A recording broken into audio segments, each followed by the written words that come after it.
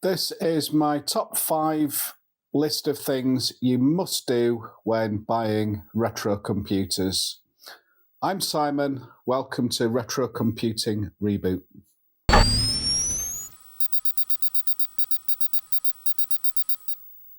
So starting at number 5 then, the thing you must do before anything else is know which computer you want. And then once you've established that, which model do you want? Taking the models, the computers that I'm familiar with, I'll talk first about the Atari ST. Over its lifespan, it came in many different flavours. Its first release was with no internal drive and used an external drive. And then over its lifespan, it gained memory, the modulator which provides the signal to a aerial input on a TV. That appeared on some, was removed on others, and as you'll find, the name tells you that, but you need to know what it is that you're looking for. The memory size changed as well, and the base one was 512K, denoted by 520 on the machine, and then there was other flavours with a meg of RAM, and then rarer ones with 2 and 4. What you need to decide is how much memory do you need, and if you're just playing games, then 512 1 meg will be absolutely fine. But if you're using it for other things like sampling audio, that sort of thing, which is going to be much more memory intensive, or using Cubase, then you're going to need to think about just how much memory you want for the machine. So your use will determine the model as well, not just its aesthetics.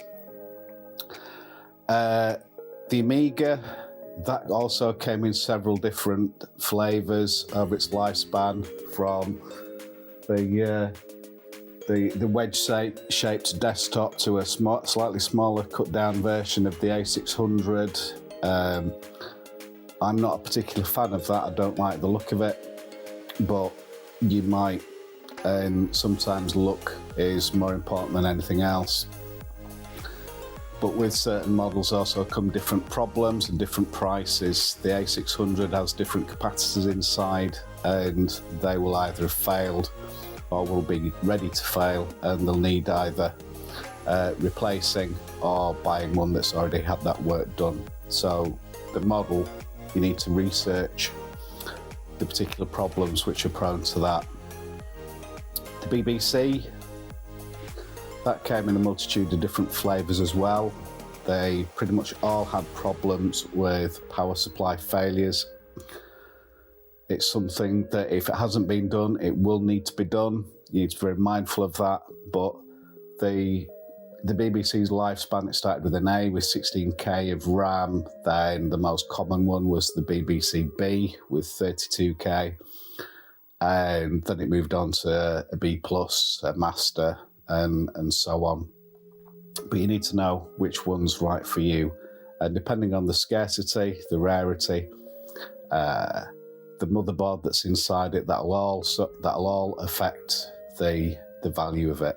But it might not be something that matters to you, what motherboard's in it.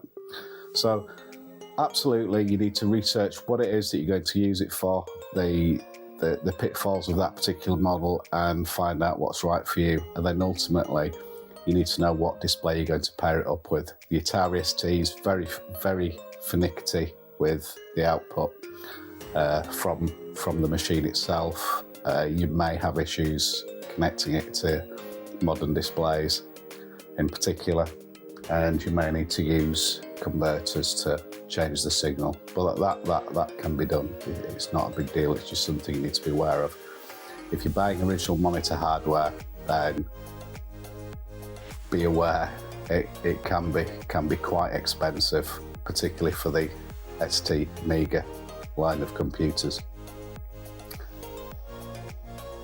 Number 4 then is where to buy, and before I get onto eBay, there's other options, but with limitations. I've got bits and pieces from charity shops, second-hand shops from time to time, and I've happened to be passing and been very lucky indeed.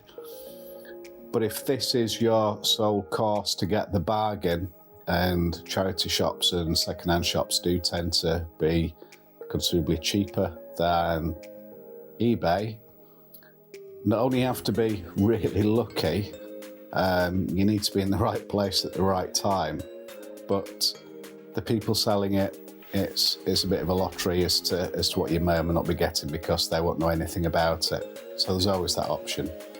But 99% of the stuff that I have has come from eBay, which is a whole new game in itself.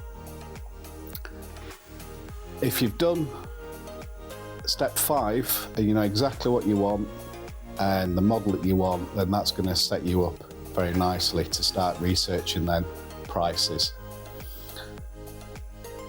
The prices for things can fluctuate massively depending on just how well it's described, how popular people have in that particular, how much interest there is in that particular model, its scarcity, that sort of thing, its condition. All of that will drive the price, and you need to know with the model, what condition am I looking for? Am I looking for it to be working? Do I mind fixing it? Do I mind if cosmetically it's quite poor? Is that something I can live with, or do I need to do something with that? Is that part of your skill set? If you're wanting something in pristine condition, if you're wanting it fully working, guaranteed, brand new as it were, in its original packaging, then obviously you're going to pay considerably more than a not working one that's been dropped down the stairs. But that's got to be your decision based on your budget and your skill set. What I would say is, when you're looking at a seller on eBay, look very closely at it. Not only just the description of the item, how well it's photographed, look at the photographs in detail, but also look at the seller themselves. If they're describing something as for parts untested, for parts not working, dash untested, and they deal in, well, they sell quite a bit of retro stuff, you've got to ask yourself the question, has it really not been tested? Because clearly if it has been tested, you get more money for it. It may be a case, of course, that they just don't have the time. They've got a high volume of sales and they don't have the time to be going through each and every bit that they sell. But use that to guide your judgment as to whether the seller's being honest or not. I've certainly bought things in the past which have been claimed to be untested, and I've got it and it's not working as perhaps the seller would sort of expect or suggest in the listing. But the way it's worded, it sort of like entices you in to think, well, there's a chance it may be working, when realistically the seller knows full well that it's dead, or I suspect that that's the case anyway. So just be mindful of that. So number 3 on my list is absolutely categorically set yourself a budget, a maximum price, and don't go over that. By now, you'll know what a realistic price is. You'll know the lows, the highs that your item sells for. Set your price and stick to it. If you don't get it, the chances are you'll get something similar once again, unless perhaps you're looking for something like an Apple Lisa or something, which will come up once in a blue moon. But then you'll be paying, I'd imagine, in the thousands for that. And yeah, set your budget, stick to it, that's it, right? There's things that I've learned that will more likely bag you a bargain, and these 2 points I would suggest are the most important of all, certainly in terms of pricing.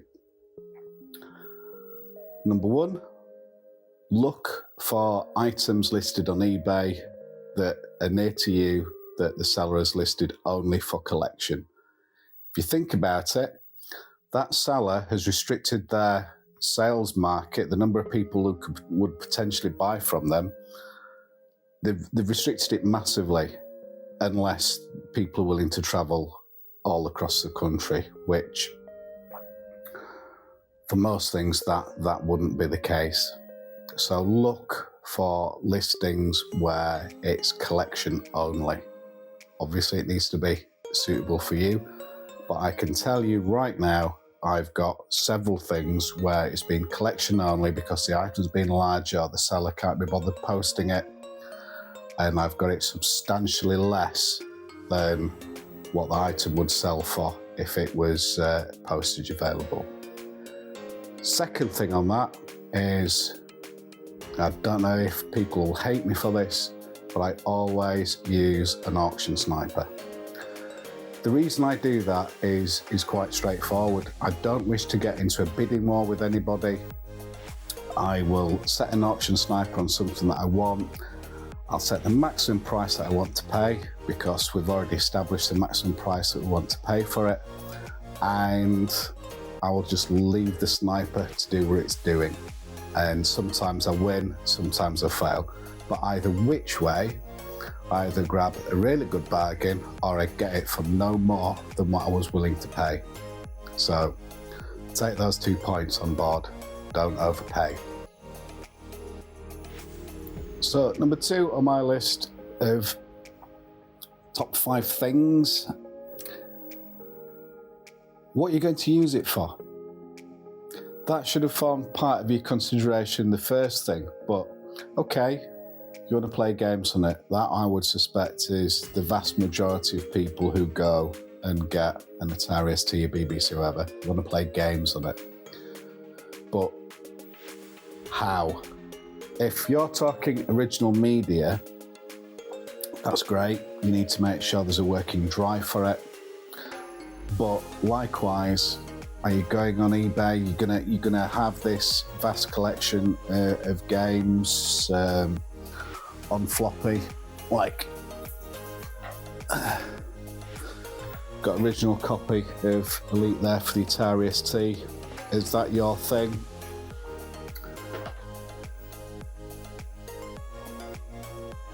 If stuff like that gets quite expensive, especially certain games, a great alternative is things like the GoTech, which emulates a floppy drive. I've done bits and pieces in other videos on the GoTech, but the GoTech drive, which you can see there for the Amiga, I have a limited collection of original media for the Amiga.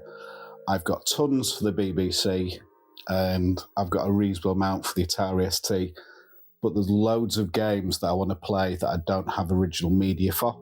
So budget in for that.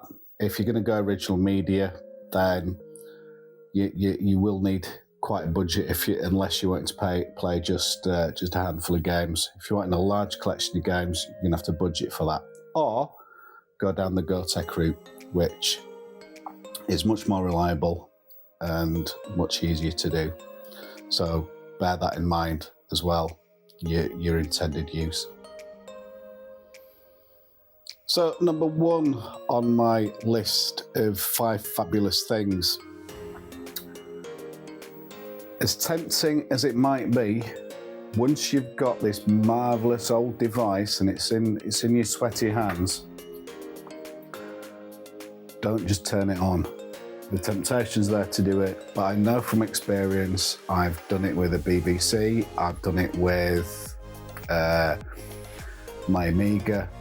I've got it, I've plugged it in, and either straight away or pretty much soon afterwards, I thought the damn things were on fire. You know, smoke pouring out of the transformer, the power supply inside the BBC, smoke everywhere, complete panic. Don't turn it on.